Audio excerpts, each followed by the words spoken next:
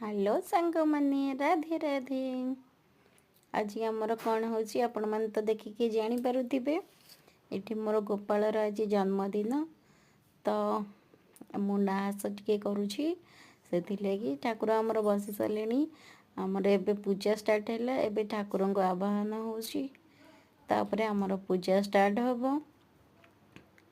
राहासटा actually Kartik मासरे हुए किंतु मोर जेहेतु पुअर पूजा पड़ुची गोपालंकर पूजा पड़ुची अष्टमी गलारे 3 दिन तो से आम अष्टमी गलारे 3 दिन ही राहास करूँ। यहाँ से आमर सकाल सकाल पूजा ठाकुर को स्थापना होची ठाकुर को आवाहन हम। एबे ठाकुर बसले तापर आमर बई पढ़ा हम राति को जाकि भजन कीर्तन हम। एबे आमर पूजा स्टार्ट होगला एबे राति पर्यंत पूजा आरंभ।